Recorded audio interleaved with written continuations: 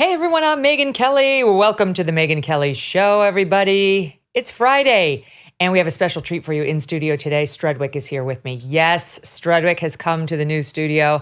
I'll tell you how it started. I was actually in another room doing my work. He's here with me, and I got a panicked text from Canadian Debbie saying, "Are you aware that Strudwick is in the studio? Strudwick is in the studio. It's not good." So here he is. You'll get he's licking the fake gas fireplace right now. He's just so bad. We don't know what to do. In any event, we have actual news today, including Mayor Eric Adams going from promising to lift migrants up, quote, as high as Lady Liberty lifts her torch, to now saying, they're destroying New York City, for the love of God, get them out. Karine Jean-Pierre gets a glitzy feature in Vogue. What? Have they done this for another White House press secretary? I don't remember Kayleigh McEnany. Not even Melania Trump was featured in Vogue, but Karine Jean-Pierre gets it, and wait until you hear how they characterize her. And some thoughts for you coming up on the Jimmy Fallon controversy. Have you heard about this? They're saying he's responsible for a toxic work environment over at NBC. Hello, pot calling the kettle black. Having worked in the building, how would you know? How would you know that it's becomes especially toxic inside the Jimmy Fallon studio? It's Friday, and we're going to have tons of fun. I've got the perfect guest with me today. He is host of The Jesse Kelly Show, and I'm right. Hey, subscribe to the show on YouTube and follow me on Facebook, Instagram, and Twitter. Just for a moment, let's push the politics and all the crazy news these days off to the side and talk about dogs, like my sweet little Strudwick, who's here in the studio with me today. But for real, Delta Rescue, we need to talk about it. You may have heard of them. This is an organization that has dedicated its mission to providing lifelong care to rescued animals from the wilderness. Could be dogs, cats, but also horses. This can be something everyone agrees on, left or right. Delta Rescue, providing for and protecting the animals we love the most. As humans, our relationship with dogs goes back a long, long way, and horses. And dogs have been our hunting guides, our protectors, and our sweet companions. They are a part of the family. If all this makes sense to you and you love dogs and animals, check out Delta Rescue and consider making a gift. Delta Rescue relies solely on the contributions of people like all of us to provide care for the life of their 1,500 plus animals. You can call them and ask questions, learn more about their super sanctuary, and every gift counts no matter how small. It all counts. So please go to deltarescue.org today. That's deltarescue.org.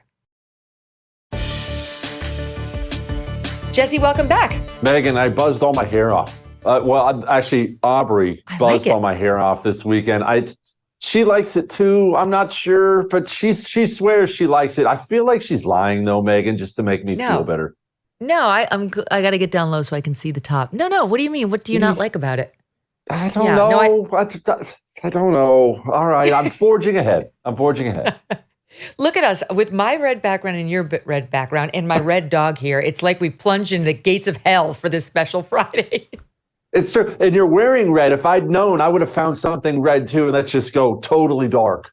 Yeah, I'm leaning in. Although I'm wearing my red t-shirt. Kelly J. Keene sent this to me. She's like a pro-woman's activist who's pushing back on the craziness and the trans stuff.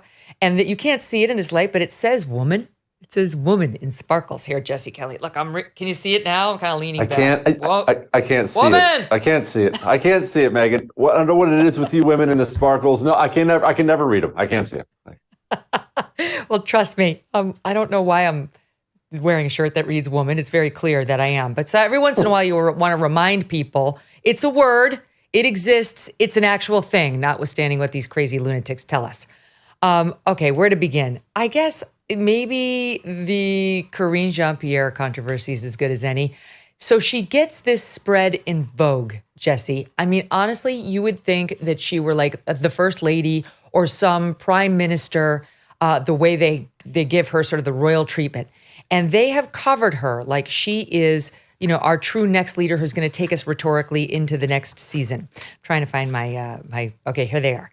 They talk all about her fashion sense, how her style at the White House lectern is to disarm with a smile and then lay out facts. Okay, that's what they say she's known for.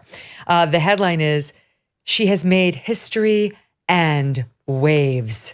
And they go on to say, okay, she she gets some criticism from the White House press corps that she sounds rehearsed.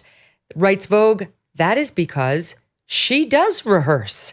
In prep, she chooses adjectives and verbs with fastidious care. Did you have any idea that honestly, she's got to be the worst White House press secretary ever. And I include Sean Spicer in there. That she is up there rehearsing those banal answers, allegedly choosing her adjectives and verbs with fastidious care. Megyn, she can't even talk. She can't even talk. And you and I have had this discussion before. This is the press secretary. Her job is to talk. She should be better at talking, really, than most people, because that's her job, is to be the voice. And when she gets up there, you've talked about it before, how she has to read everything. She's up there and when someone asks her a question, she's looking down and she's referencing her notes on just basic questions of the day. She is easily the worst I've ever seen in my life. I don't know how you could find a worse one than Corinne Diversity Hire. Mm-hmm.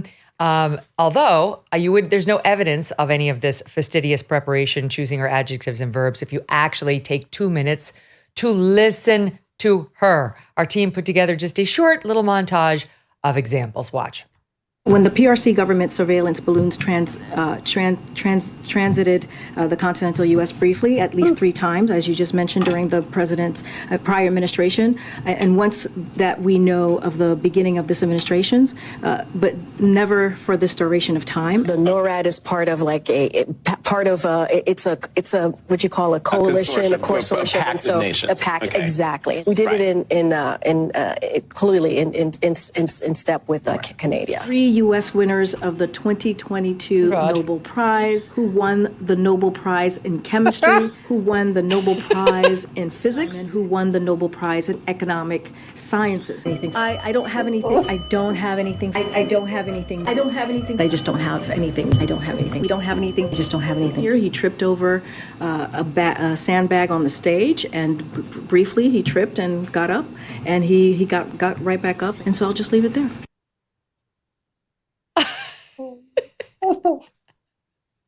She's such a wordsmith. So good with the verbs, like transit. You want a scary thought, Megyn? It hit me when I was watching that little montage. Okay, so obviously we all know Corinne Diversity Hire was not hired because she can speak well. She just cannot. So she was hired for diversity reasons. Okay, so that's embarrassing, and it makes for funny montages. How many critically important positions in this government have been filled in the exact same way? Just take a minute to think about how many vice president. Yep. Really? With a senior really official at HHS positions. who's trying to trans all our children. Yes. Pete Buttigieg. And we can keep going. CDC now. Mm-hmm. Same exact reasons. And these people matter. They matter a lot. The last guy who was stealing women's luggage and wearing thongs around the airport, that dude had the nuclear codes. You have to laugh. It's laugh or cry. That's why we're in the circle of hell. We're in the 7th circle of hell today. Sam Brinton, who still, how many, they're coming out of the woodwork to this day. New people alleging him of having stolen their luggage and worn their clothes. You're right. That's such it's a gutsy terrifying. move. Here's a little bit more from the Vogue treatment of Karine Jean-Pierre. They got a statement from Dr. Jill Biden. As a pioneering White House press secretary. So I appreciate the honesty. That's, yes, pioneering. That's the reason she's there. Very first Black and lesbian White House press secretary, because we really needed those boxes to be checked. As a pioneering White House press secretary, she brings grace, integrity, and insight to the podium. With her calm, quiet confidence, Karine inspires us all. Does she, Mitchell? We've been watching a lot of Modern Family in my family. Does she, Mitchell?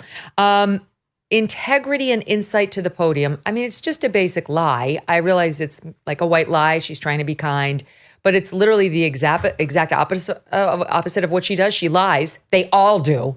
But she lies every other day about Hunter Biden. She never answers a question. There is no integrity there, and there's certainly zero insight she's provided since she took over the job. And all these journalists, Megyn, are okay with everything you just said. That's the thing. It's not like Joe, who's hiding, so they can't really get to him. They stand in front of this woman, that sit in front of this woman every single day. And there's a shockingly low amount of hostility coming her way. Wouldn't you say, Megyn? I mean, she's essentially spitting in their faces. That's who she's insulting, but they're not really insulted. I wonder why that is.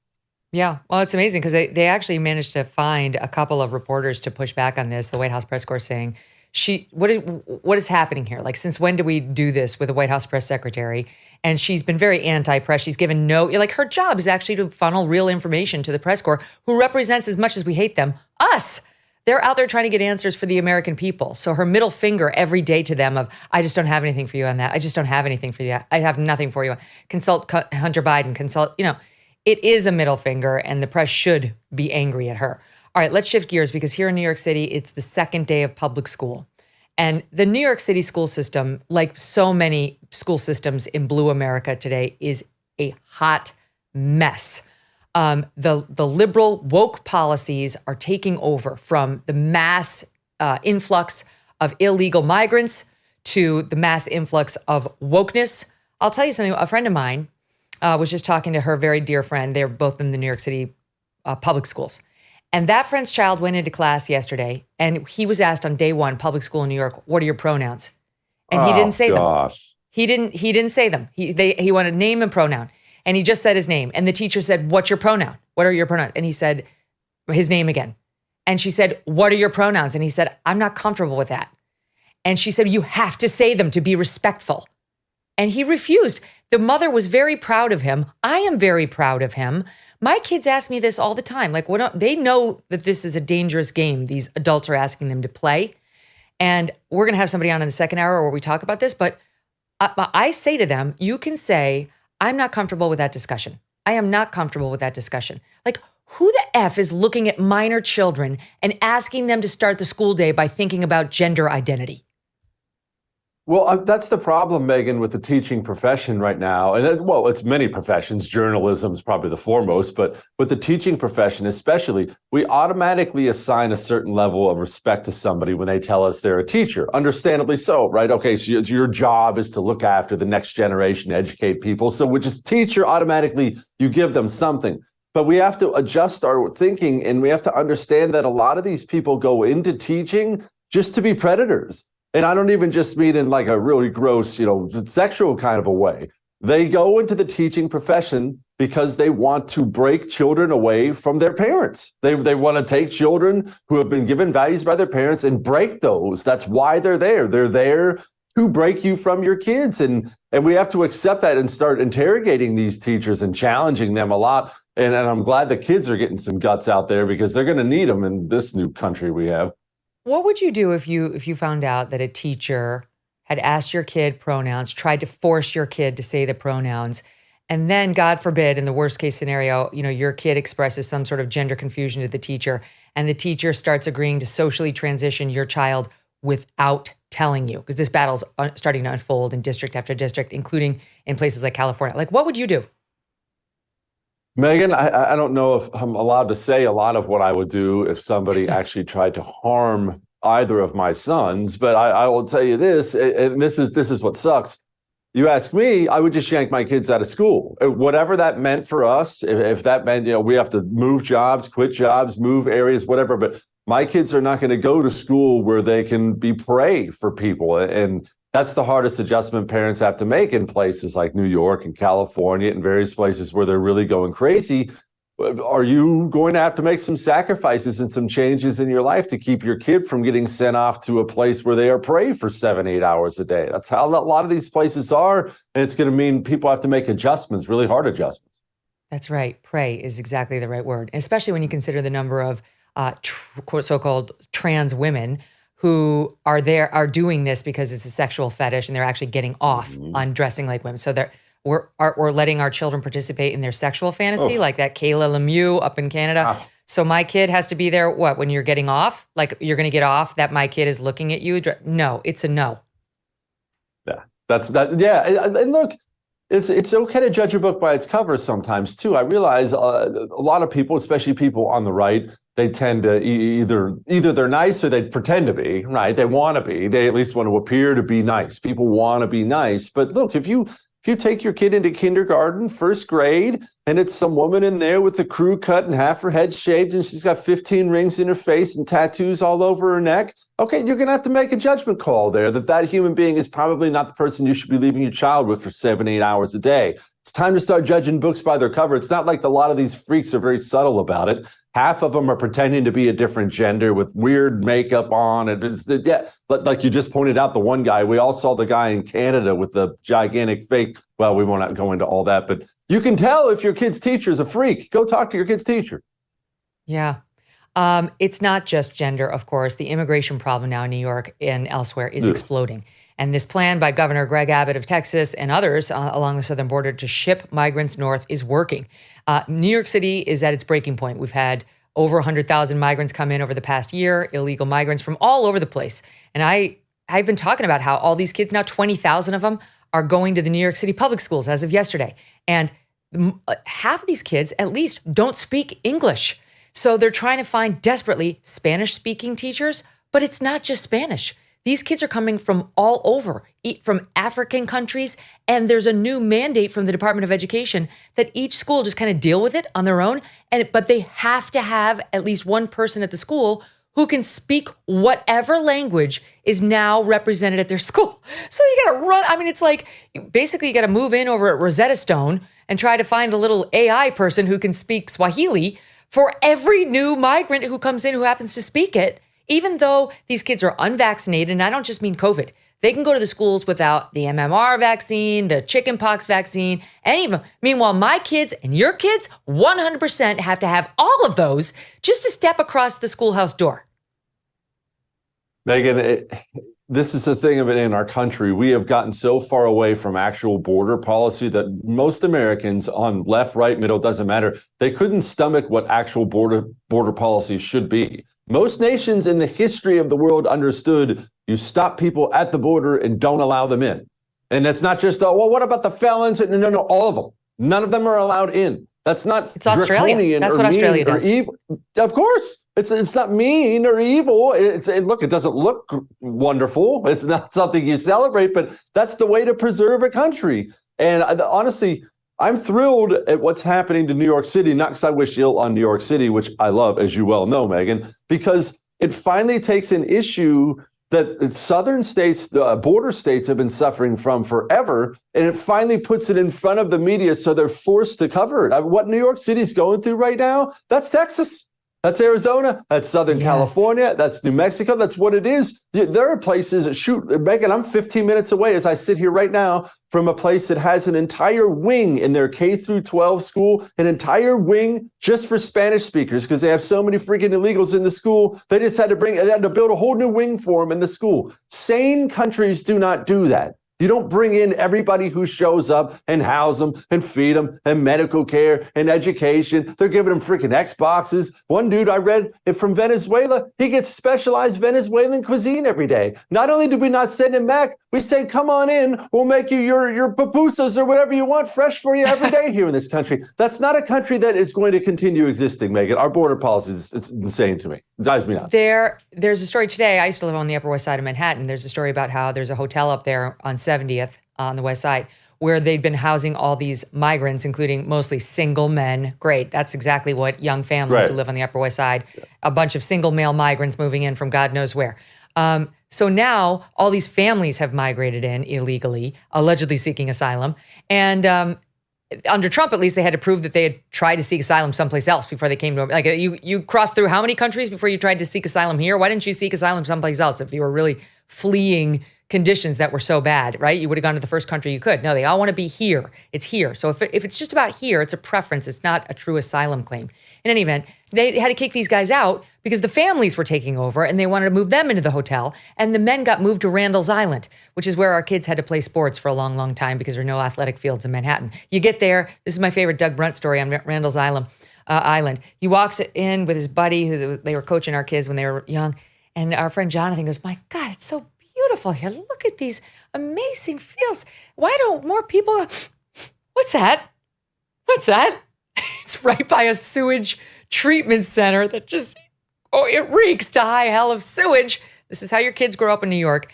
Anyway, my point is the migrants are pissed. They're mad that they're moving from the Upper West Side to Randall's Island to continue their free housing and free meals there because they preferred the beautiful hotel on the Upper West Side, Jesse. Megyn, that's honestly, it's embarrassing for me just as a patriot what our border policy is, what our immigration policy is. It is embarrassing because we are so disrespected by other nations, as you just pointed out, by the illegals themselves. And we deserve that disrespect. That's the worst part of it. It's not that guy. It's that guy has every right to go complain about that the fields aren't okay and my meal wasn't hot enough and this and that. He has every right because in this country, our politicians, Democrat and Republican, are so pathetic and spineless and weak. They don't want to do anything to actually stop these people. Even Republicans don't. They always pretend they do, and they don't. The best you can get out of some loser Republican, some low-T GOPer today, the best you can get out of him is, well, we should definitely deport the criminals. They're all criminals. The men, women, and the kids. They're all criminals. They all broke our immigration law, and every single one of them should go home. But you can't say that in this namby-pamby society. Low-T GOP. That's amazing. That should be on a bumper sticker. Low-T GOP. All right, wait. So drives me nuts. Eric Adams, who was just absolutely open the doors, people. Come on, let him in. Don't be so heartless. We're Americans. They always reference back to the Statue of Liberty. My grandpa came over. Both grandpas came over, passed the Statue of Liberty. They did it legally. They didn't do it illegally. This is a different story. Boy, oh boy, Mayor Adams has changed his tune. He was totally in favor of New York City being a sanctuary city. Welcome, give us your tired, your poor, your hungry, all of it. Now, this made news yesterday. He said it on Wednesday. Take a listen to the New York City mayor. Started with a madman down in Texas decided he wanted to bus people up to New York City. 110,000 migrants. We have to feed, clothe, house, educate the children, wash their laundry sheets, give them everything they need, health care. Month after month, I stood up and I said, this is going to come to a neighborhood near you. Well, we're here. We're here. We're getting no support on this national crisis. Never in my life have I had a problem that I did not see an ending to. I don't see an ending to this. I don't see an ending to this. This issue will destroy New York City. One time we were just getting Venezuela. Now we're getting Ecuador. Now we're getting Russian-speaking coming through Mexico. Now we're getting Western Africa. Now we're getting people from all over the globe have made their minds up that they're going to come through the southern part of the border and come into New York City. Every community in this city is going to be impacted. The city we knew, we're about to lose. That literally could have been Donald Trump. That could have been Donald Trump saying all of that. What a different message now that he's had to live the consequences, Jesse. And let me just add this to that news.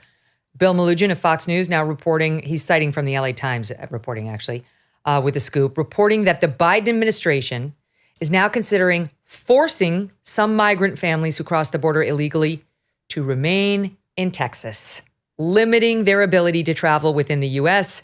as bipartisan criticism grows. This is his solution. I will appease the blue state mayors and governors by making this remain a Texas problem. F Texas.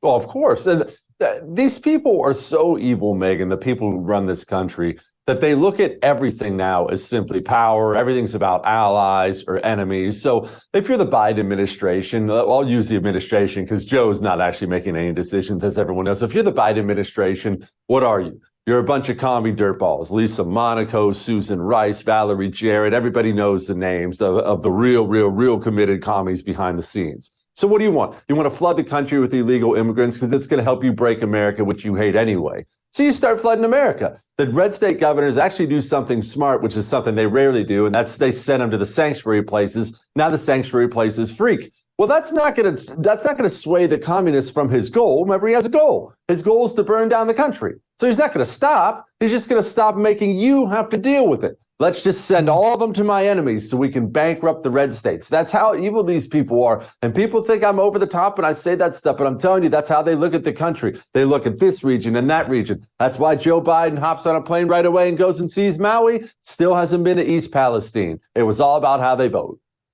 The New York Post had a report this morning about how the first day of school went at some of these high schools. I mean, imagine what these poor kids are going through, right? You and I can sit here pissed off, but these kids actually have to deal with it.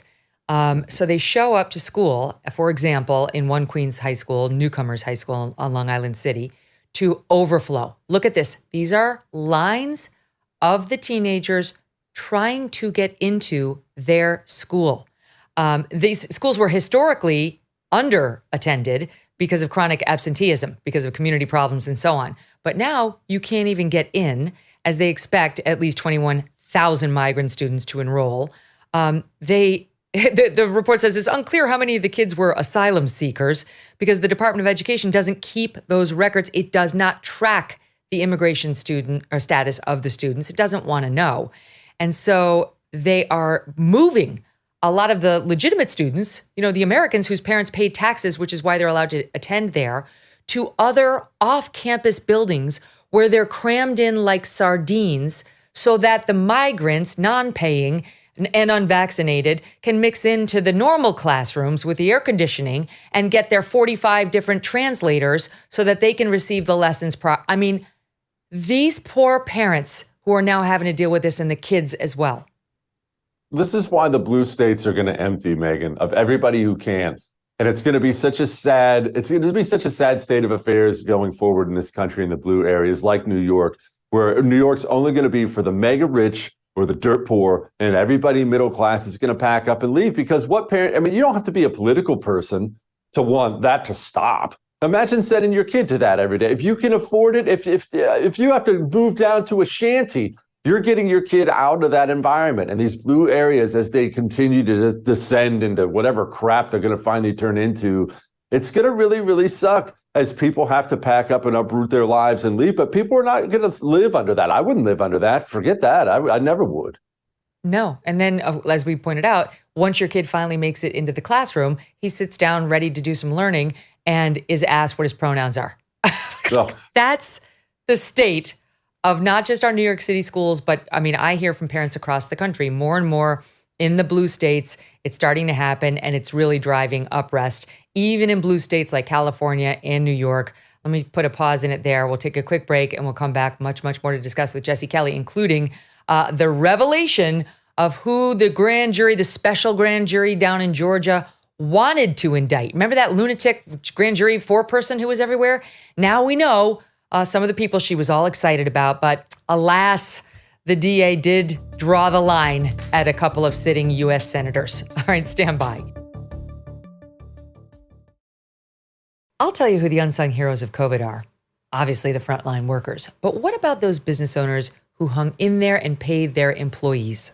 If you stayed open and paid your people, you could be eligible for up to $26,000 per employee at covidtaxrelief.org. $26,000 per employee. This is not a loan, and you don't have to pay it back. These are government funds.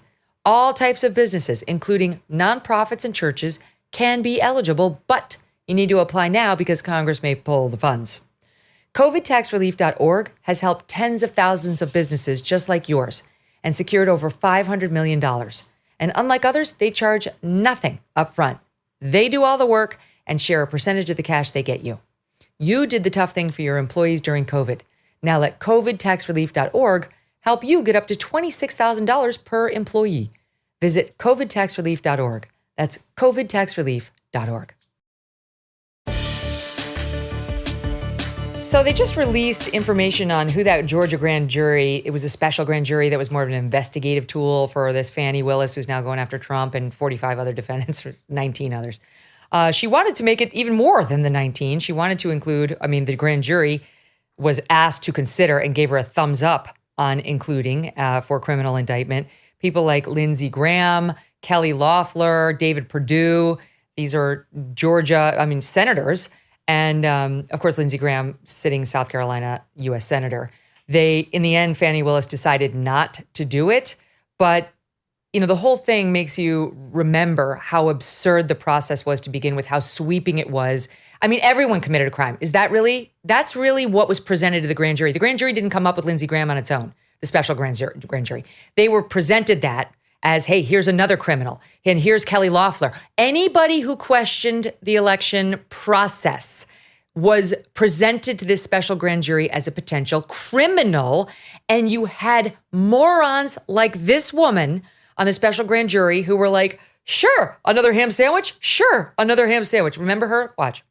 Did the grand jury recommend indictments of multiple people?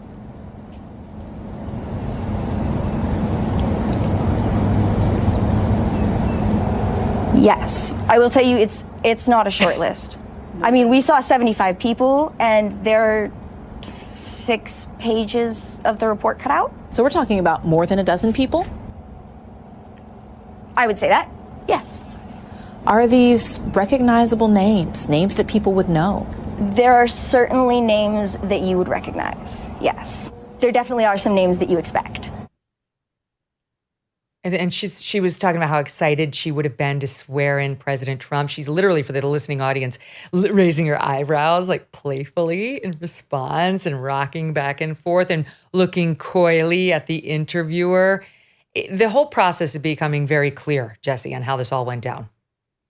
Yeah, and how it's going to look going forward, Megyn. That's what worries me so much, because the more we learn about how it all went down, well, it's the same jury pool going forward. These freaks, like that poor thing right there. My goodness, I don't know what's wrong with her, but these people, these are the people who are going to be sitting in there in Trump's trial, deciding whether or not he's guilty or not guilty. And what's crazy is they've all already made up their minds. They haven't even picked the jury yet. And all 12 of Trump's jurors in Washington, D.C., in New York, in Atlanta, Fulton County, he might get a little bit of a break there because of northern Atlanta, but all these jurors have already made up their mind that Trump's the Antichrist, Adolf Hitler, white supremacist, and threat to democracy, and that he needs to go into a cage. This whole thing has already been decided and written, like the Moscow show trials.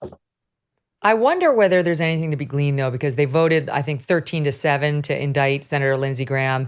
So they could have done it. Fani Willis could have done it. She decided not to. Smart move. But there was like one juror, actually, according to the footnote in the report, wrote a dissent or dissented openly, saying these people were just pandering to their base. They weren't actually interfering with an election. They didn't commit a crime. And so you might get, you still could get that person on the Trump jury too, saying, what are we doing? What is this about? Not to excuse, like all the craziness around January 6th, but it wasn't criminal. So Vivek Ramaswamy, I want to talk to you about, because he's somebody who got he was openly critical of Donald Trump on January 6th, very openly critical. But now he seems to be running as Trump's chief complimenter, the bootlicker in chief to Donald Trump. And yet reporters on the left and the right are going back and looking at his prior statements, trying to figure out who's the real Vivek. Like, does he love Trump? Does he does he think Jan 6 was deeply problematic? Or like, what's the truth? And this guy, Mehdi Hasan, who I can't stand, over on MSNBC, had a very contentious exchange with Vivek. I would submit it doesn't reflect well on our friend Vivek, but I want to know what you think. Here's what happened. You say he behaved in downright abhorrent behavior that makes him a danger to democracy. Yes, what was it that was downright? Tell me what he did that was downright abhorrent. Let's actually be really fair to your audience. So on January 10th, 2021, thereabouts, days after that incident, I wrote an op-ed in the Wall Street Journal arguing that censorship was the real cause of what happened on January 6th. When asked in response, somebody asked me the question, are you... That's what I wrote. I'm giving you the facts of what I said. That's a hard fact. That was published in the Wall Street Journal. When pressed on, was that condoning what Trump did? My answer was no. There's a difference between a bad judgment and a crime. And we you're need avoiding to be my able question. to tell the difference in this country. What did Donald Trump do, no, I'm not avoiding in your question. view, that was downright abhorrent? Second time I think that the thing that I would have done differently if I were in his shoes not what I asked, is Vivek, I would have respect. declared re-election on That's January 7th. I'll ask it a third That's exactly the thing I would have done. What did Trump do that was egregious, quote, downright abhorrent, and a danger to democracy? Can you just explain to our viewers? Your words. So you're mixing two different quotes. But what did I think was reprehensible about what happened that day? Look, I think that The way a true leader should have handled that situation should have been to actually say, this is me running for re-election, not actually litigating what is already past and behind us. And I would have done things differently. That is not a crime, though, what he did. I understand. And the reason I have been so vehement. You keep saying what you would have done. I just want to hear from your mouth. No, I would not, unless you're scared of him, why won't you say what he did that was downright abhorrent? I'm not going to let you you're stitching together three things from three different places to create a caricature. Do you want to have an actual conversation? Yes, I want you to answer my question, Vivek. Three times I've asked it. What did Trump do that was downright abhorrent? It's a simple question. It's your words. It's on screen. What did he do that was downright abhorrent? I believe that failing to unite this country falls short of what a true leader ought to do. That is why I'm in this race, is to do things differently than any prior president has done them. That's the hard truth, okay? And that's what made him a sore loser and abhorrent. The media yes, your words. Well, the reality is none of that is a crime. And the reason I have been so vocal, is because when somebody actually prosecutes somebody for a bad judgment, and I've been clear, I understand your objections to the litigation. I would have made different judgments. That's not what I asked about. I understand. That is a distinction we have to draw. Understood. What's your reaction to that, Jesse? Megyn, the right has a condition right now that they're going to have to be very careful of. If you don't mind, I'll take a minute if you don't mind with this one. But please. Our condition on the right now is desperation. We look around. If you're somebody, just a relatively normal person, and your country just lost its mind like 15 minutes ago. You don't have any cultural institutions. You can't watch a football game or put your kid in the Boy Scouts without having to talk about transsexuals. This is not the country you grew up in, and now you're desperate. And desperate people will oftentimes grab a hold of something that they should not grab a hold of because it just sounds like any port in a storm, as the old saying goes. That's Vivek. That's what Vivek is for the right. I have a theory. It's only a theory. I have nothing to back this up. I have a theory that the Trump campaign brilliantly, if they actually did this, it's a brilliant move, which I totally support, that they got him. I know he knows Jared Kushner. Vivek and Jared are friends. I think they talked him into the race. So he'll get into the race and take a bunch of the far right-wing votes away from DeSantis. That's why Vivek will attack every candidate and does in the race all the time, but he can't stop giving Donald Trump foot rubs every single day. Anybody paying attention can see Vivek is there on behalf of Donald Trump, whether that was designed and planned or whether he just did it because he wants to be VP or something like that. That's why he's in the race. And that's why he changed positions on things within the course of 6 months. He just looks around and sees whatever the right wants to hear because we're desperate to hear something right now. And that's what he decides to say. And it's obviously not what he believes. But look, desperate people, they reach out and they grab a hold of anything that looks nice. I'll say, I mentioned this to my audience. You know, I have conflicting feelings on Vivek because I love his anti-woke stuff. But this, like his behavior as a candidate has been less than stellar, to be charitable. And one of the things that's jumping out at me is it's annoying. Like he is sort of the smartest one in the class who's always correcting everybody else. I know better than you do. I know I'm the only one who can do it. I'm the only courageous one out here. All the rest of you suck. And maybe you think that. Maybe you think every other Republican candidate sucks and you think Vivek is the shining light. In my experience, the 7-foot center doesn't tell you how tall he is. And yet that is exactly what you hear from Vivek on his own courage and bravery. We've cut a soundbite. Listen. I'm the only person on the stage who isn't bought and paid for, so I can say this. The climate change agenda is a hoax. I am the only person bringing clear strategic vision to our foreign policy. Pardon Donald Trump. I'm the only candidate on the stage who had the courage to actually say it. In the conversation I'm having with you guys, being far more honest than any politician that I know in the last 10 years in this country. We have to offer an affirmative vision of our own. I think I was the only candidate in this race that's been doing that so far. How do you navigate DeSantis versus Trump? So I navigated by saying that what we really need is a courageous leader. You don't think the two of them are? I don't think so. There are additional, I could have listed 25 tweets where I'm the only one with the courage. I'm the only one with the courage to tell you what's real. And then it will be insert some new position that he changed over the past week because he got hit by the media or by the right or by his competitor on having an untenable position. Yeah, look, Megyn, he's a used car salesman. It is what he is. I've liked him at all from the very beginning. It smells slimy to me. It always has smelled slimy to me. So I'm not a Vivek guy. But at the same time, I understand why people are, right? I really do. Because he takes a lot of the correct positions on issues now, at least, takes a lot of correct positions on issues.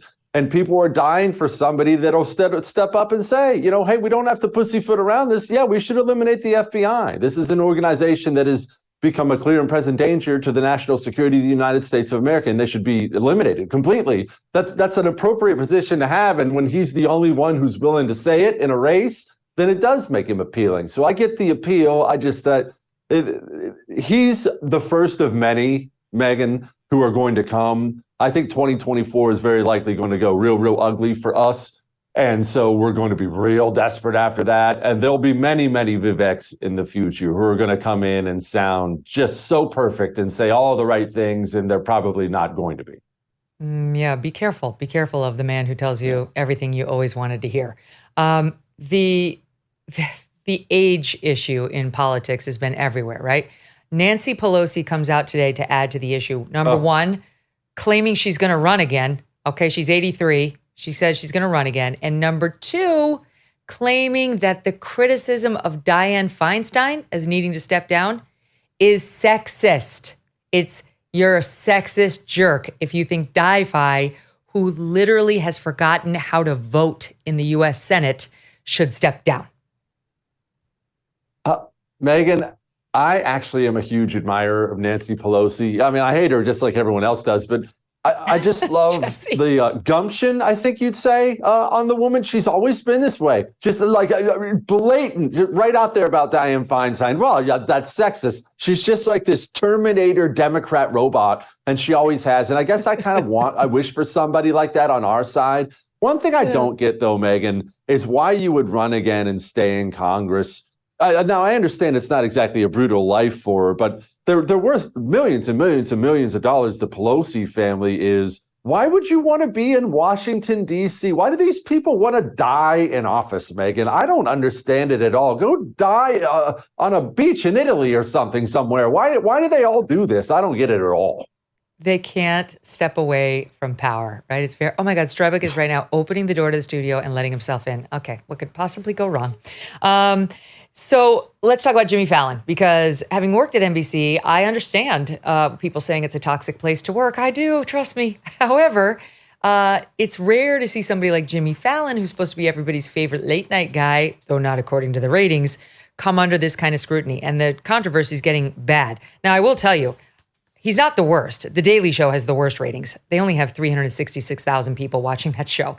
During the Jon Stewart years, it was over 2 million. Now it's down to 300,000. Seth Meyers, absolutely dreadful. He doesn't even have 1 million, 778,000. I mean, for network television, this is, you don't have to pay for it. It's there when you turn on your TV, you plug it in. That's a dreadful number. Greg Gutfeld on cable, which you do have to pay for, it has more than double the numbers of Seth Meyers. Jimmy Kimmel, 1.5 million averaging, also equally horrible. And then there's The Tonight Show with Jimmy Fallon, who back when I was there, 2017-18, he was averaging 2.3 million a night. Now he's down to 1.3 million, Jesse. And he cannot afford the "you are toxic" controversy, because he's also pulling in reportedly over $15 million a year. I think it's probably more than that. It's probably closer to 20, 25 million a year. So you got all that money for 1.5 million in audience, which is a nothing. I mean, the middle of the day on Fox News gets that, or at least used to before the Tucker controversy. And the reporting out of Rolling Stone is I'm conflicted. I'm going to be honest, because kids today, they're so dramatic, Jesse. They left due to their mental health. They were fired. Rolling Stone reached out to 80 current and former staffers. Not a single one had positive things to say about working on The Tonight Show or for Jimmy. NBC, in defending the story, did not defend Fallon. They just said, we're incredibly proud of The Tonight Show and that providing a respectful working environment is a top priority. But then you get to this paragraph. Reporting things like having nightmares related to work, in a constant state of fear, being put on anti-anxiety medication, hair thinning, weakened nail beds, going to therapy. Some claim they had suicidal ideation as a result of the working environment. They reported, I'm like, what the hell did Jimmy Fallon do? What did he do? I read the next paragraph. It says, they reported Jimmy snapping at people. He snapped at people? what do you mean? That caused suicidal ideations? Then I said, what seriously? Like, what specifically? They have some examples. One employee said Fallon would write personal insults to staffers as opposed to constructive criticism, such as, "Are you okay? Seriously, do you need help?" He's laughing. And, "Ugh, lame. What's going on with you? You've outdone yourself." The horror, Jesse. Megyn, see, this is what I struggle with too. And are we dealing with somebody who's an actual jerk, or are we dealing with this new generation? So I have this friend of mine, he manages this big auto dealership, and he's looking for sales guys. This happened last weekend before. And he has this applicant come in. He sits down with this guy, Megyn, and the guy says, the interview's going well. And they ask him, "Hey, why are you leaving your other job? You got another job?" And the guy said, "Well, I'm looking for a better work-life balance." And they said, "Oh, wow, okay. Well, bye. What kind of hours are you working?" And the guy said, "Man, they have me working Monday through Friday from 8 to 5 every single day." And that for this guy, that didn't strike the correct work-life balance in his mind for what thing. 8 to 5, Monday through Friday, a normal job, 40 hours a week. So whenever I hear these complaints about I left because he was mean or I left because he was mean, I do keep in mind that this generation was not raised by my father. I could never go home and tell my dad that somebody snapped at me at work. That would not have gone over well in the Kelly household. So yeah, I don't ever know what to make of him, Megyn. Same. I feel the same. I've got serious questions about whether any of this is true. I mean, in every job I've ever worked, I've had people who would jump through brick walls for me, and I can be a tough boss. I'm not an asshole, but I'll say, like, that was a shitty packet. Like, we need to do better. That was not okay. And my team loves me, and I love my team because we are all about putting out great work product. And I'm quick to compliment too. Like, what did he say? He basically said, "Are you okay? Seriously, do you need help?" That's causing people to lose their hair. People need to toughen up. Your workplace is not your nana's lap. They're not there to make you feel good. They're there to make the consumer feel good. Yeah, I don't understand. This has got to be a parent thing from today, right, Megyn? Because every time I hear stories like this, I think about my folks and how they would react if I ever said something like that. If I ever said, "Well, my boss asked me what was wrong with me and I'm very upset," I think they'd be looking at me like I was some kind of an alien. They'd probably say, "What is wrong with you? What's your problem?" I think this is a parent thing. I think this is a helicopter parenting thing, Megyn, where you're never allowed to yell at little Billy, and Aiden, Jaden, and Braden have to be taken care of at all times. And I think that's really what we're dealing with now in this weird age. It's really true. It's like, I've joked before about how you need to criticize your own children somewhat. Like, you got to kid your kids. You got to make sure they know how to take a joke and some constructive feedback and, occasionally some insults.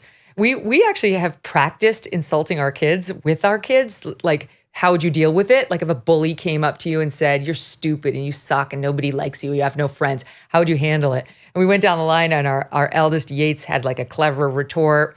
Our daughter Yardley had, I'll never forget what she said. Her response was, "It doesn't matter what you say because I know who I am." She went like ethereal and like profound. And then our little guy, Thatcher, after we did it to him, like, "You're stupid, you suck, and nobody likes you," he looks at us and he goes, "Bye." I'm like, that's the best. That was the best one. That's the way to handle it. But we need to toughen up these kids because, like, they're manifesting in the work. Maybe he's a complete prick and he's bullying everybody. I leave open that possibility.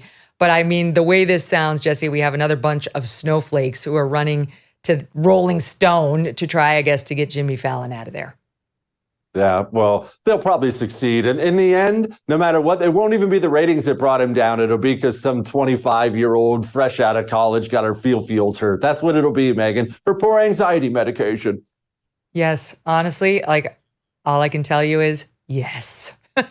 Jesse Kelly, it's always so fun talking to you. I like the hair. I think you should embrace it, lean in. You look good, and I loved being in the seventh circle of hell with you. Thank you, ma'am. We'll talk soon. See you soon. Okay, and thanks to all of you. Remember, you can find The Megyn Kelly Show live. There's much more coming in our next hour on SiriusXM Triumph Channel 111. We're on every weekday at noon East. You can listen to us live there. And then if you missed it, you can check out the full video show later. You can watch us. You can see what I'm talking about with the red background at youtube.com/Megyn Kelly. If you prefer an audio podcast, Simply follow and download on Apple, Spotify, Pandora, Stitcher, or wherever you get your podcasts for free. And there you will find our full archives with more than, count them, 600 plus shows. Some people take CBD for better sleep or less stress and more calm. Some take it for pain relief, better energy, or better focus and concentration. Today, I want to tell you about CB Distillery and their over 2 million satisfied customers. According to a poll of their customers, 90% reported they do sleep better with CBD. 81% said CBD helps with stress, and 80% said CBD helps with aches and pains after physical activity. If you struggle to get a good night's sleep, if you're dealing with too much stress and could use a little calm in your life, if you suffer from pain and discomfort, especially after physical exercise, you could give CBD a try from cbdistillery.com. Use my 20% discount by visiting cbdistillery.com, and you just enter my initials MK for your discount. No prescription required. That's cbdistillery.com, promo code MK for 20% off, cbdistillery.com. Our next guest is a licensed professional counselor who has worked with hundreds of trans-identifying adolescents. But she says she does not affirm her patients' gender identities and tells parents they should not either, that if that is what they are looking for, they should look elsewhere and they should look someplace other than her new book, which is an essential blueprint for parents on how to navigate all of this. This is really important that these books are coming out. Let me tell you, because when Abigail Shrier wrote her book, Irreversible Damage, in 2020, there were precious few resources out there for parents struggling with this issue. All you got was affirm or your kid will commit suicide. And so these desperate parents started doing it. And that's in part how we got to the place we are now. This book today that we're going to talk about is called When Kids Say They're Trans, a guide for thoughtful parents. And it's out right now in the UK. It's coming out on October 17th in the US, so you can get your pre-order going right now if you're here in America. Sasha Ayad joins me now. Sasha is one of the co-authors of the book, and she joins me live. Sasha, great to see you. Welcome to the show. Thank you so much, Megyn. I'm really happy to be here with you. So you are a licensed, family therapist? I'm a licensed professional counselor. Okay. And why did you feel the need to write this book? Well, my co-authors and we started to notice in the mid-2010s something very unusual happening. And by the way, at the time, we didn't know each other. We had never met. We were kind of working in our separate fields. But we all started to track this cultural phenomenon, which, as probably your viewers know now, we saw a huge spike in the number of young people identifying as trans, often for the first time with no history of gender issues. And what we know, Megyn, is that exploring your identity in adolescence is a very normal thing. You know, kids get into all kinds of different identity explorations. They're exploring style and creativity. And in this day and age, kids are also experimenting with gender and sexuality labels. So there's nothing really unusual about that.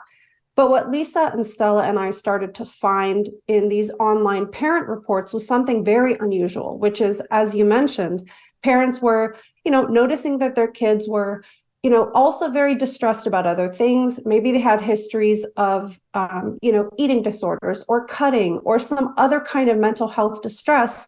And when they were announcing that they were transgender, rather than taking an exploratory way of looking at it, when they took their kids to therapists or doctors, the therapists and doctors were saying, we need to affirm this child, meaning we need to kind of take this distress literally and almost rubber stamp the new identity that has evolved.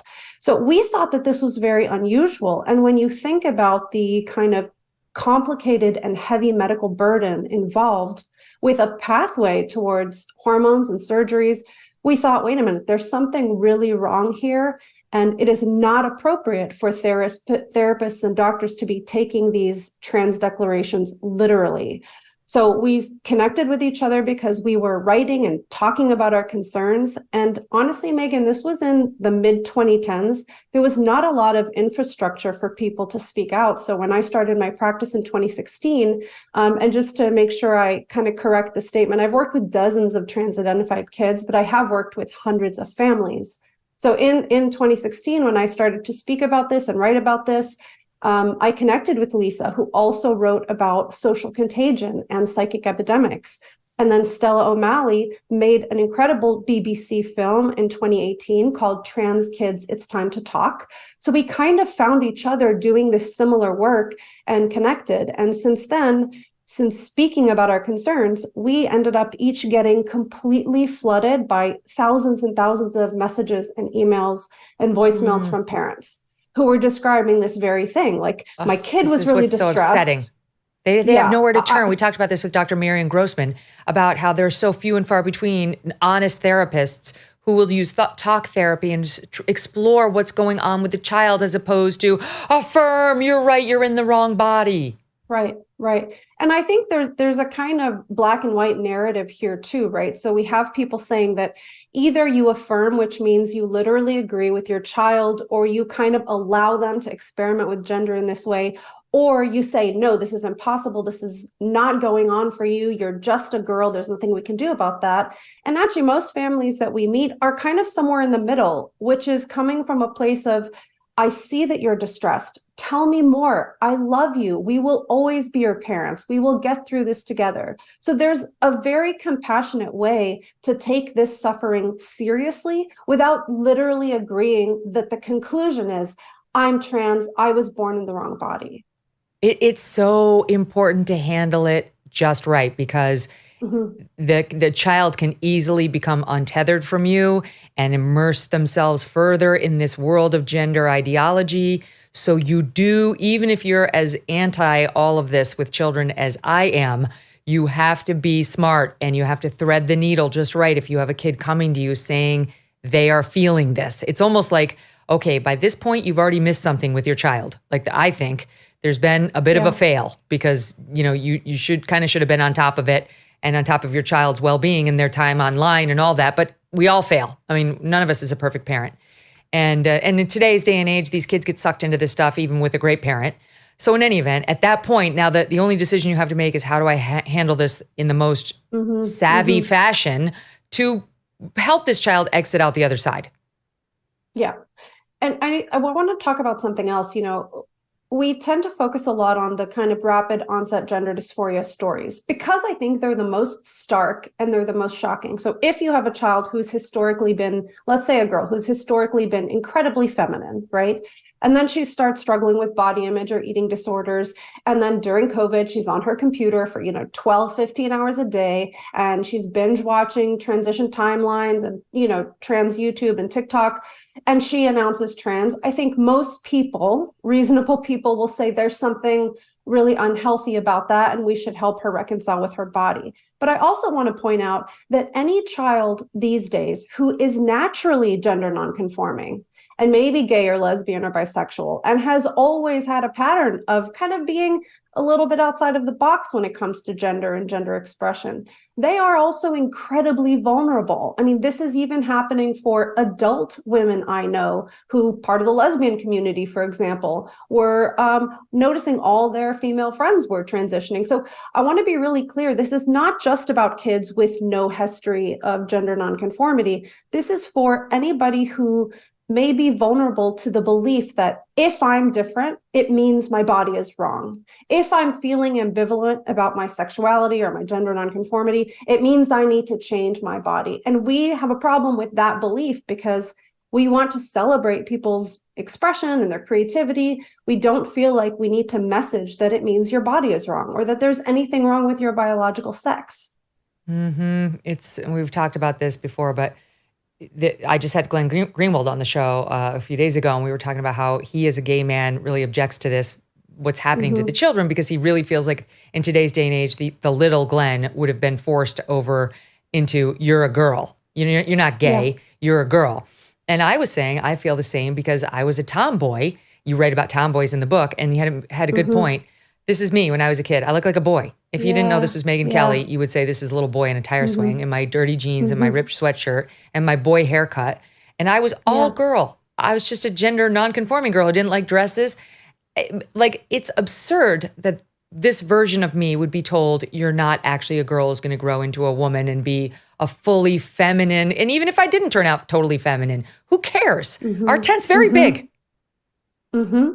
Yeah, I mean, that's such a great point. And I think one of the things we've really tried to do is understand the arguments coming from the other side, right? So let's say, to play devil's advocate, someone might say to you, but Megyn, you weren't distressed about being a tomboy. But if you were, that would be maybe reason to kind of consider a different gender identity.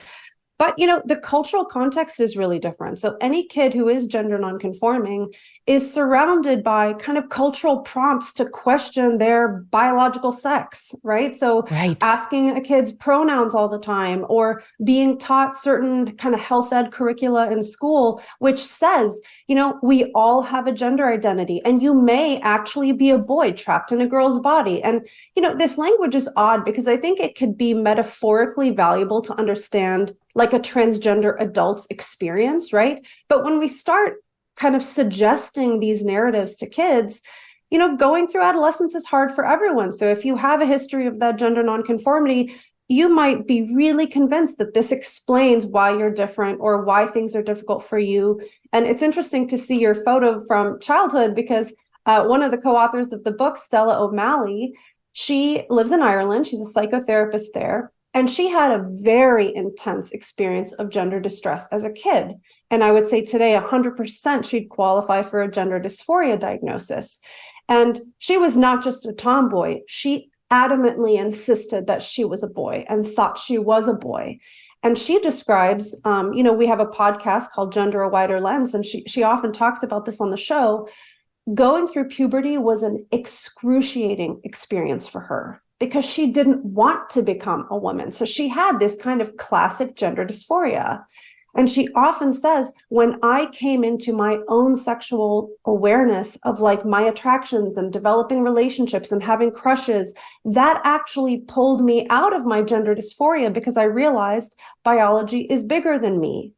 So even for kids that have a long history of these kind of gender identity issues, we really think it's very dangerous to gamble with what their future looks like by imposing a medical identity on them before they have a chance to reconcile with their bodies. And Stella, for example, she's married and she has 2 children, and being a woman and being a mother is such an important aspect of who she is. Of course, it's not all of who she is, but had that decision been made on her behalf by doctors, therapists, parents, all of that opportunity would have been stolen from her. There's so much in there that I want to get to. I want to start with something from the book that's on point to what we're discussing. You write about how gender nonconformity is a gift. We should be celebrating it. This can actually be an ace in the hole for your child, and not a reason to try to, quote, transition him or her to the opposite sex. You have sort of an advantage potentially if you're gender nonconforming in a kid. Yeah.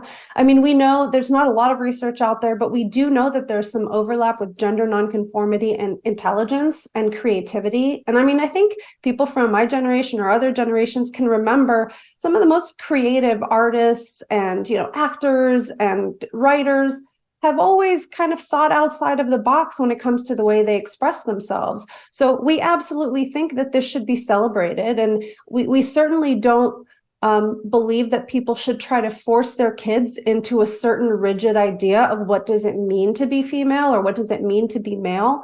But we just have an issue with conflating kind of gender expression and gender creativity with medical transition, and why those things overlap is really not clear to me. And as you mentioned earlier, a lot of gay adults who themselves kind of look back at their experiences and their childhoods and their adolescence recognize that there's actually something quite homophobic in the belief that feeling some sort of distress around your gender means you should transition. Right. So one of the things that resonated with me in the book on the gender nonconformity being a gift was you wrote about how, for example, a little girl who's more of a tomboy might be very comfortable hanging out with boys and come to understand in a very familiar way the way boys interact, the way young men interact, because she's totally comfortable being immersed in that.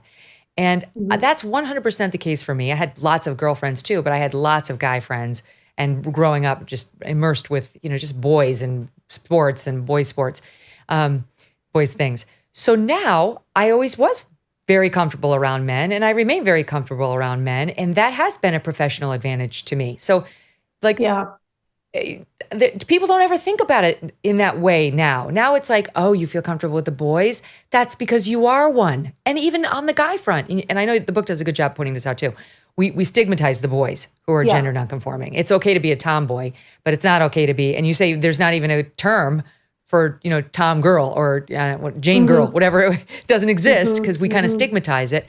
But they too might have advantages. Look at Prince. Like if some gender nonconformity may lead to some creative expression or some sort of special line into some field you can't anticipate. I see that all the time about Prince specifically with his like frilly shirts and his very eccentric look, And I think what's important to realize too, especially with the kind of sudden onset gender dysphoria cases, there isn't always the history of gender nonconformity, right? So far we've been talking about tomboys or, guys who are more effeminate or creative or sensitive. And so where do they fit in? But a lot of the stories we hear from parents of boys, for example, they are describing boys who have a history of being pretty gender typical. Now, these are not the alpha male, super athletic types. They're usually the kind of maybe quirky, geeky, gamer, really intelligent. They might be kind of creative kids. And so they're not showing a history of being really into, like, let's say, fashion or very kind of feminine things as we would imagine them. And these are boys who tend to be sensitive and a little bit socially awkward and maybe a little bit naive. And what we often hear from these parents and from the kids themselves is that they really struggle to fit in. They had a really hard time coming to terms with, liking a girl and how to interact with girls. And they're vulnerable in a very different way than a gender nonconforming boy because there's no place for him in society. They're vulnerable in a way of trying to understand, why is this so difficult for me? Why am I having a hard time in these peer groups? And frankly, there's a lot of kind of difficulty around developing attractions and what it means to like somebody and have a crush on somebody and have an interaction with a girl that might be kind of challenging and contentious. So there are a lot of different stories represented here beyond just the history of gender nonconformity getting wrapped up in the trans issue. There's a lot of different stories.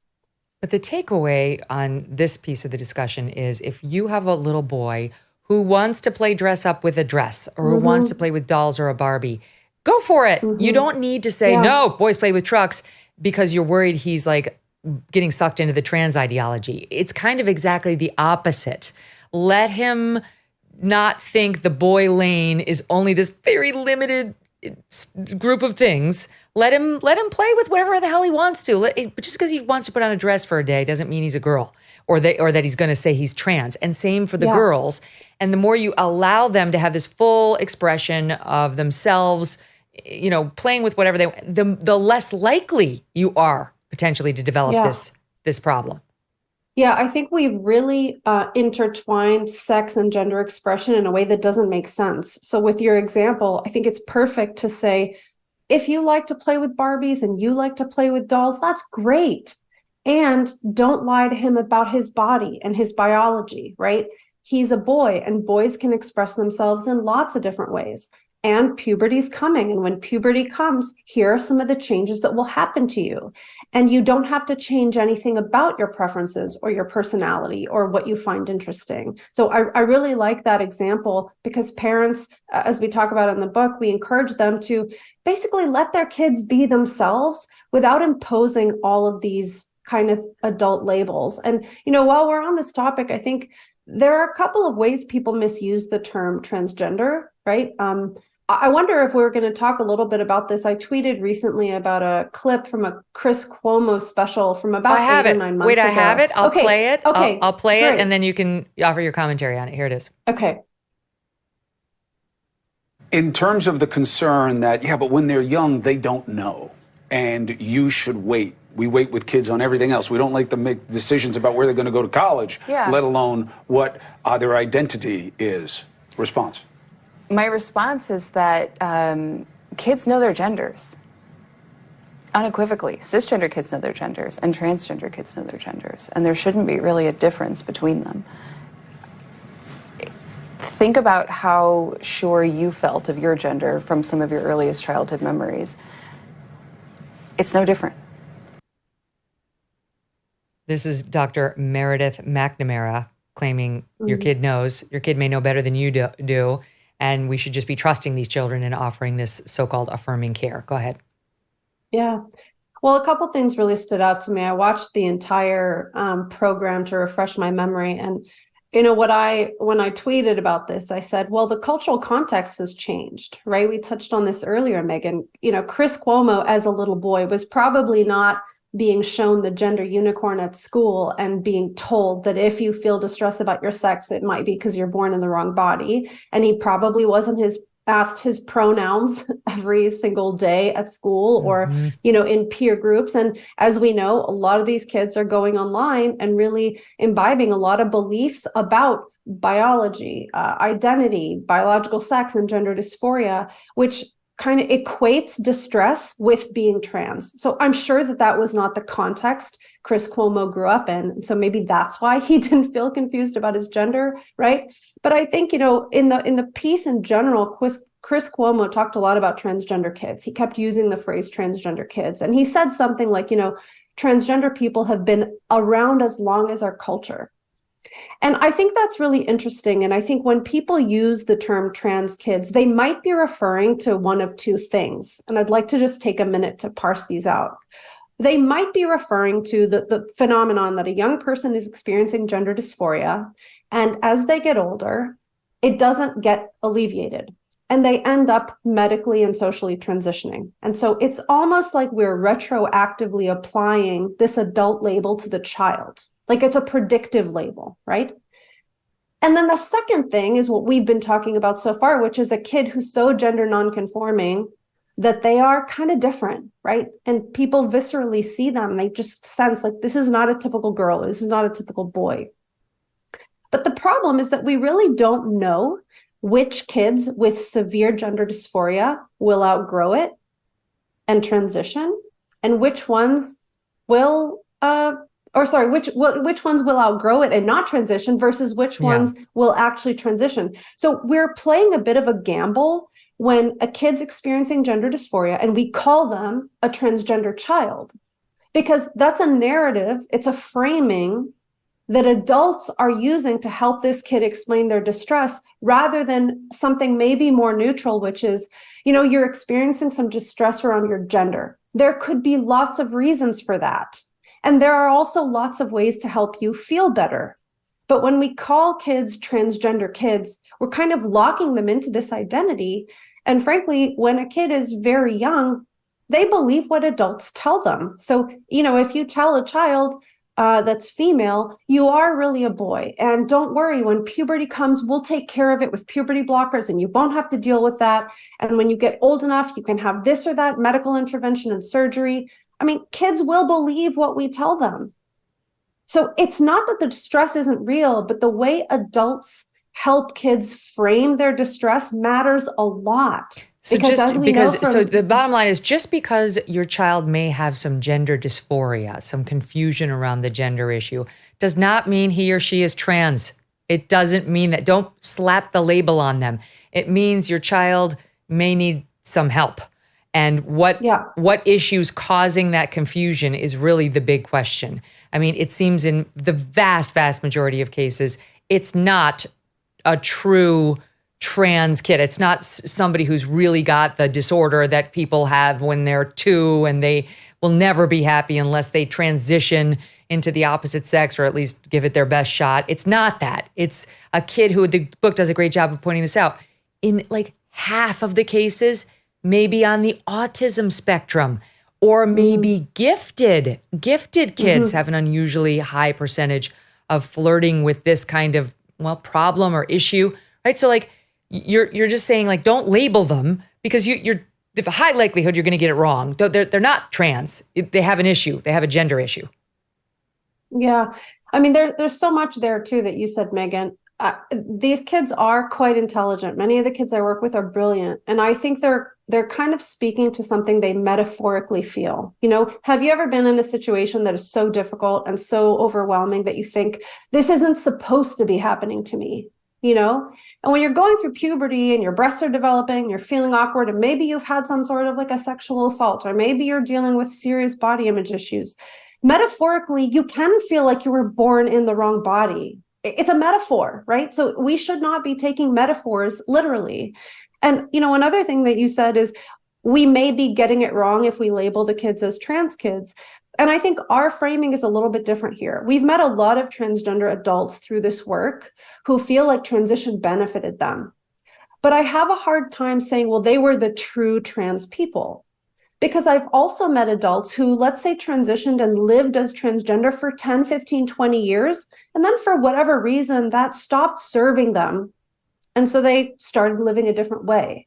So instead, in the book, we talk about transition, both social and medical transition, is a kind of strategy, right? It's a set of steps, it's a set of actions. And I have no moral or ethical qualms with those actions that some people take to feel better and to live their lives. Now, we do emphasize that there's a serious medical burden and really complicated consequences for the body. So these are not a neutral set of steps, but we don't think it's really appropriate to say this person's truly trans and this person got it wrong, right? Or this person wasn't actually trans, because there's a huge variety of narratives and stories that people have about how they interacted with gender medicine and their own sense of identity, and what happened after 5 years, and what about after 20 years. So we just think it's way more complicated than either correctly identifying trans kids or not. But the knee jerk in today's day and age is to say you're trans. You're having the confusion. Right. You're trans. Right. That's it. Like Cuomo was loosely doing in the segment. You point out in the book, like, for lack of a better term, this is mine, the overreaction, the over treatment when a child expresses this. You point out if your kid comes in and says, I've had chronic headaches, you don't bring him to the brain surgeon.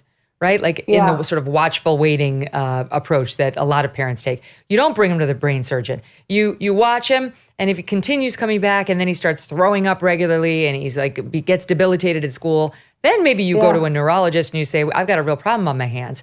But with the trans community, in kids who are expressing any sort of confusion, it's the equivalent of going to the brain surgeon immediately and performing brain surgery on the child. Yeah. I mean, I think on one hand, parents don't realize that going to a therapist is maybe the equivalent of going to a brain surgeon. Like, they don't realize that oftentimes the therapist's big, recommendations will put a kid on a medical pathway. I think parents rightly think, oh, well, a gender clinic will help my kids sort out their gender issues. And as we know, it's a conveyor belt, unfortunately, in the vast majority of cases. So I think on one hand, they don't realize that they're doing that.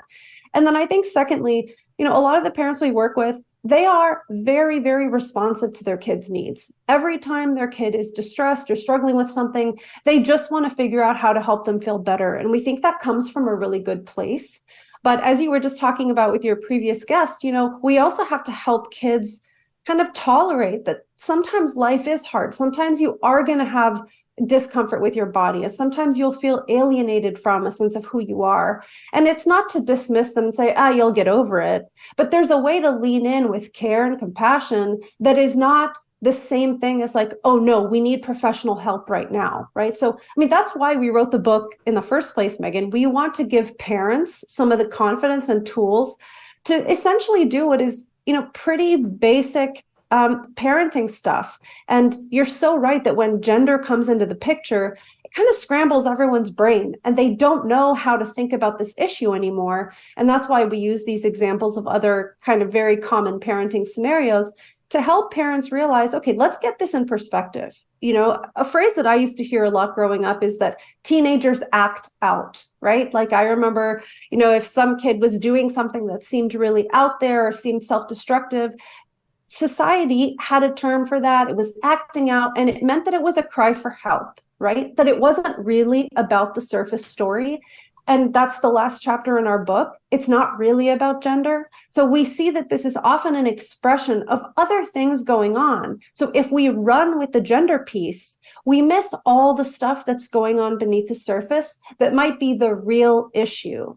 And you do sound the alarm like so many other thoughtful therapists have about do not do not trust the therapy industry on this. And do not trust a therapist whose knee-jerk is affirm, affirm, affirm when your parental instincts are telling you, no, that's not what's happening here. We're being told at every turn to ignore our instincts, whether it's the parents who know that's not what this is, or the girls in their female spaces who know this is not safe to have this man in our spaces. I don't feel safe. Like, we are being taught to ignore those gifts.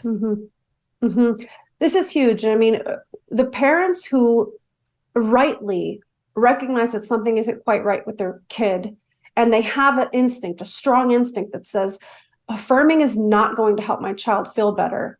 What's so sad is that they are being treated like they're coming from a hateful place or a bigoted place, when actually it's their love and their knowledge of their child which creates that hesitancy and that concern in the first place.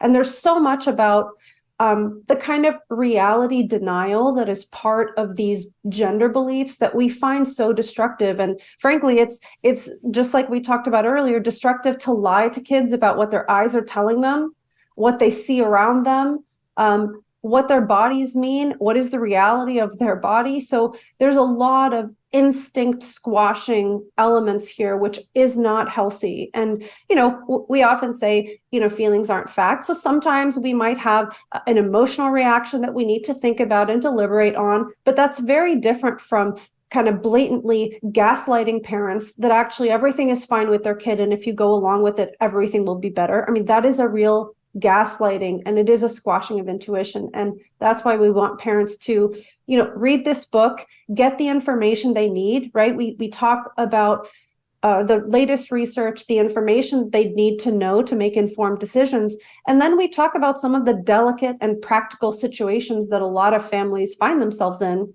so that they can kind of lean in with a more confident stance and help their kid move through the situation. Now, there are very good tips in here. That way, one of them. I mean, there's some of this like in Abigail's book, but there's not a ton of helpful tools out there for parents looking to divert instead of affirm, or actually help instead of affirm. And this book actually offers some real solutions, which we'll get into. I'll take a quick break and we'll get into it. But one of them, just as a tease, was, you remember when your toddler kept going over to play with the outlet, trying to stick his finger in there, and you wouldn't just hit the finger and say no. You'd be like, look at this fun little Tonka truck. Look over here. You kind of distract him. You offer him something else to catch his interest. And I do it to this moment with Strudwick, who's lying like a sweet little puppy right next to Abigail. You would never know he's the hassle he is. In any event, Sasha's got strategies a little bit more sophisticated than that on how you can use that same technique on a child going through this. It's all in her book, When Kids Say They're Trans, a guide for thoughtful parents. Stand by. More with her after this quick break. Look in the mirror. You see those dark spots? Well, they're not going to go away on their own. Introducing the Dark Spot Corrector from Genucel, perfect for summer. The Dark Spot Corrector, with not one but 3 cutting-edge ingredients, goes to work fast to target sunspots, dark spots, liver spots, even old discoloration both on your face and hands. Enjoy your summer sun, beach, and barbecues without embarrassing spots. With Genucel, you'll see the results or you'll get your money back. No questions asked. Go to Genucel.com right now. Get your dark spot corrector with the new Genucel Most Popular Package and say goodbye to those pesky spots tomorrow. And if you're not blown away with the results, get 100% of your money back. Visit Genucel.com/MK60 right now for these amazing summer essentials and save over 70% off Genucel's Most Popular Package. Don't wait. Free shipping, free returns, and the best luxury skincare you've ever used, all at 70% off. Genucel.com/MK60. That's GENUCEL.com/MK60. All orders include a mystery luxury gift while supplies last. Here in the United States, Sasha, more and more we're seeing even left-wing school districts getting serious pushback from parents on the attempt to keep this a secret from the parents.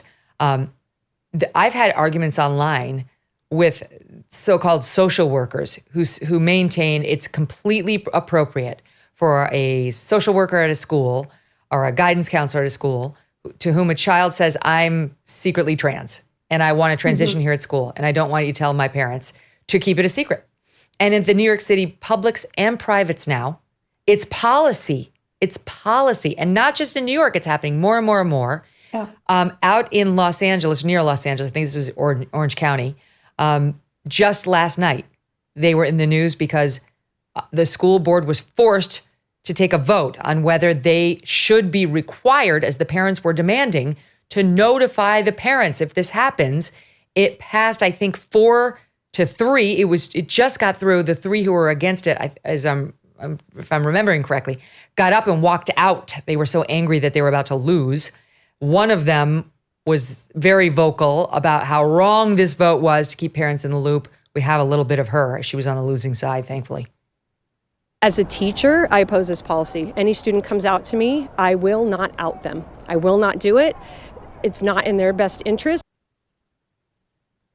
So she wasn't on the board. She was a teacher. If you don't tell my child, if you want to have a secret with my child, I'll get you fired. I will make it I will sue you. I'll sue you personally. I'll sue your school district. I will make your life a living hell. I will. Trust me. I mean, and I will do it for other parents too, because guess what? I have plenty of money to do it, and I have a vicious pit bull lawyer. I will get you. I want to create a nonprofit so I can help all parents in this position, even those who don't have deep pockets. It's deeply, deeply, deeply wrong. And I know you agree that it's wrong, but can you explain why? Yeah, I mean, I think there's some serious misunderstandings about what it means not to tell a parent if their child is questioning their gender. I think people take it similarly to, like, if a kid says to you, I think I might be gay. I don't think in every case that the teacher needs to kind of warn the parent that their child is gay. But this is so different because it's not the same for many reasons. I mean, first of all, a kind of basic fundamental principle is that parents love and know their children best, and they're the ones entrusted with making every single decision about this child's care. So when a child is saying that they're questioning their gender, it actually requires a great deal of participation from everyone around them. So that means putting them in different changing rooms and lockers, changing the way you address them at school, changing their name and pronouns. So it's a very different situation. And if a kid is going through that, absolutely, the parents need to be aware, and they need to be working with the family to actually take guidance and cues from the family about what they want the school to do. Yes, so it's they are depriving you of their opportunity. They're depriving parents of their opportunity to intervene and help potentially, if appropriate, and it is appropriate, steer the child away from this towards something that looks more like actual mental health care to resolve their issues. This is where your book comes in. I offered the tease before about sort of the redirect. And the book talks about how, okay, if we're going to be obsessed with identity issues, how about this one? Let's talk about our cultural heritage. Let's talk about where you're from. Let's talk about what it means to be, Syrian American or Irish American, whatever.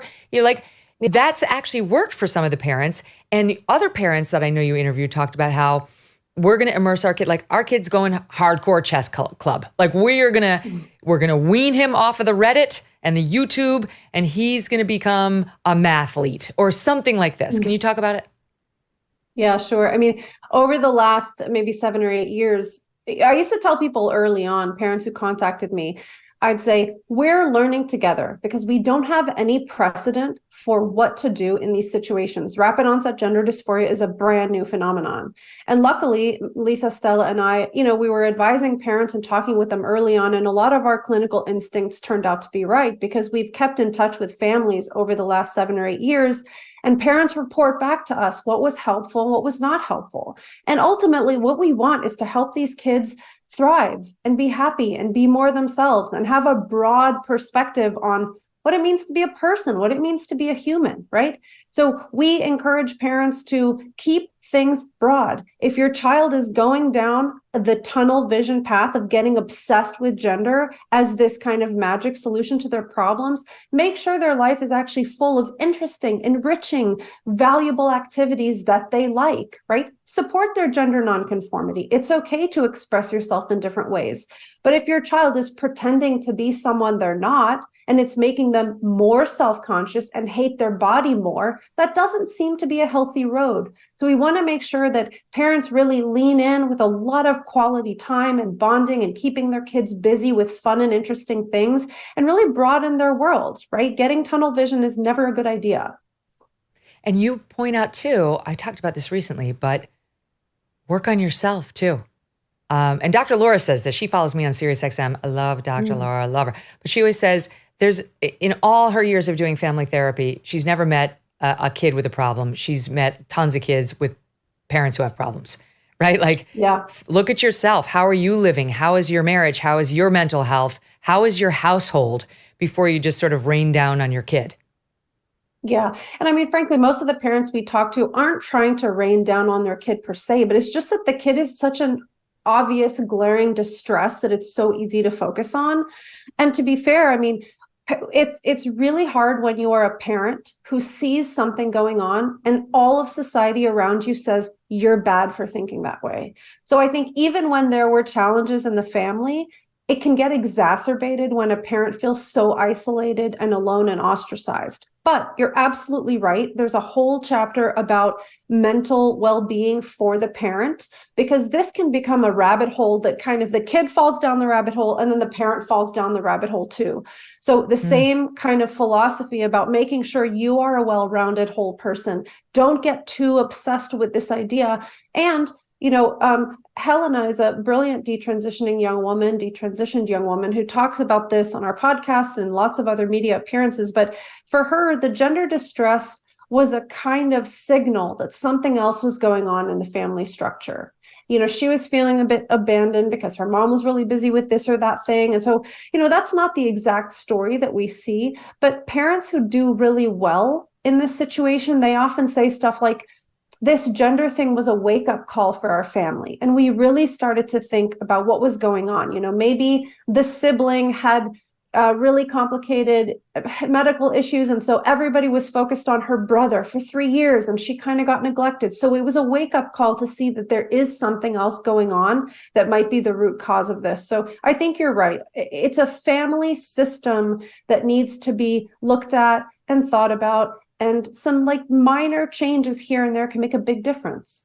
Mm-hmm. And beware, if you have a kid who's gifted, which is amazing and awesome, you just keep an eye on them, because there's an unusually high percentage of kids who are gifted who fall prey to this. And as I mentioned too, kids on the autism spectrum, same. And the book goes into in depth why that is. You can read it to find out why, but just be aware that's a thing. The other huge thing is the online presence. I mean, all these kids who get sucked into this. And by the way, rapid onset gender dysphoria was a term coined by Dr. Lisa Lippman of Brown. Mm-hmm. She's brilliant. It was her work on which Abigail Schreier based Irreversible Damage in large part. If you want to go back and hear those episodes, Schreier was one of our first episodes. We didn't even have video back then. It was episode 12. Lippman came on episode 188. Both so worth your time. But in any event, so the kids, it happens and it happens quickly, and you've got to know what you're talking about as the parent. What else can parents do, right? So you've got sort of, for lack of a better term, distraction. You've got, identity leaning in. And then the online thing, how exactly? How do you get your kid offline? Because a lot of parents say, oh, great, that's going to be really easy. So give me your phone, give me your iPad, no more YouTube. It's very hard. I mean, this is one of the things we refer to as mitigating unhelpful influences. And that can come from online, it can come from therapy, it can come from a lot of different places. But, we recommend thinking about this as a digital wellness issue, right? And if you make it punitive and you say, you're not allowed to look at so-and-so types of YouTube videos, you're going to have a really hard time managing that interaction with your child. But if instead you frame it as, we've been doing some research and thinking, and all of us are on our screens too much. So we might implement a couple of kind of household ideas to get us all off screens a little bit. So that way you are not really focusing just on the child and their maladaptive internet use. You're treating it like a wellness issue, just in the same way that you're feeding your kids vegetables, but you're not scarfing down 3 pizzas every night, right? All of us want to be healthy. So again, we're trying to take the focus off of the gender piece because it's really distracting, and think about the well-being of this family, of this child overall. The problem is when they go online, when they spend all these hours online, they, especially in these trans community sites, you get a lot of mental illness. I mean, it's very clear. There was a clip that went viral over the past weekend from this woman who is incredibly distressed. She looks like a woman. I think she is a biological woman. I don't know what she wants us to think she is, but she was very, very upset that she wasn't referred to the way she wanted to be referred to. I'll play just a little bit of it. Basically, I was just getting a drink at the bar, and they called both Azul and I ladies. After they were done making the drink, I went up, and I was like, some people don't refer to themselves as ladies, but it's okay that you didn't know. And in a gay bar, so I should feel safe. Too bad turned it around. They got so mad at me, and they took the drink away from my wife and I, and then they kicked us out. This was the first time that I've told somebody I felt brave enough to tell somebody my identity. They're still mad at me for being myself, and for my wife being themselves. Just her. Can you imagine subjecting your child to that person's influence? When they see this woman's posts online, I'm sure they have no idea she's this disturbed. They think they're getting kind, loving advice from somebody on this issue, and it's anything but. Yeah, I mean, that is a remarkable clip precisely because it seems so disconnected from reality, right? And I think there are different kids who find themselves in online spaces, and their level of vulnerability is really different, right? So, there are lots of kids who are questioning their gender who would look at that clip and say, that's patently ridiculous. That doesn't represent me. But some kids are really vulnerable. They might be naive. If they're on the autism spectrum, they may have a hard time distinguishing between social situations and dynamics that are more subtle. So, especially in a text-based online space, these ideas and beliefs about your identity and what others see in you or not see in you are really hard to reality test, and that's what makes it so hard when a parent is dealing with a child who has very warped ideas about what these things mean. What does it mean to have an identity that's completely separate from your body? And you also think that the way people see you can be modified just because you said you're not a woman. I mean, that is a very bizarre and almost high level concept that if it's not reality tested regularly, it's going to be hard to communicate with your child about it. The book goes into this medicalization we've been doing of the children and how deeply problematic it is.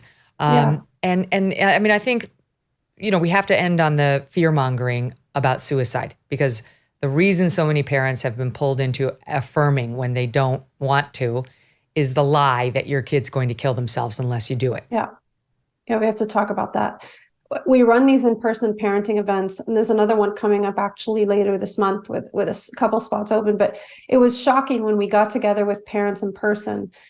Story after story after story, parents were saying they were given that kind of live son or dead daughter framework. And not only does the evidence have no reason to support that, it's just simply not true. It's a bullying tactic, right? And it's so irresponsible for therapists and doctors to use a line like that, because you're creating, incredible duress, and you're making it impossible for parents to make informed decisions about their kid. And so we do see a lot of families who kind of get pressured and bullied and terrified into affirming when their gut says, no, this is not right. And so it's a real manipulation of parents' emotions, especially if their child has been struggling with mental distress, right? So they're already on edge about it. And we just find this to be so egregious. All of these truths are laid out articulately and kindly and beautifully in When Kids Say They're Trans, Sasha's book, When Kids Say They're Trans, a guide for thoughtful parents. It's a book liberals and conservatives can love, which is hard to do in today's day and age. Sasha, thank you so much for writing it, to you and your co-authors. Thank you, Megyn, for having us. It's been great to talk with you, and we hope that this helps a lot of parents because we know it's a hard road out there. Absolutely right. All right, so you can go on Amazon now and buy it or order it, depending on where you are, and other booksellers too, okay? When Kids Say They're Trans. Okay, next week, don't forget, it's Friday, so we're going to the weekend. Donald Trump will be here. That ought to be fun. And I would love to know what you would like me to ask him. We did this with DeSantis, and you guys wrote in such great things. So email me, Megyn, M-E-G-Y-N, at megynkelly.com. And if you go to megynkelly.com, you can sign up for my email from you with an update on my Strudwick, among other news. Do that now. Have a great weekend, and I'll talk to you Monday.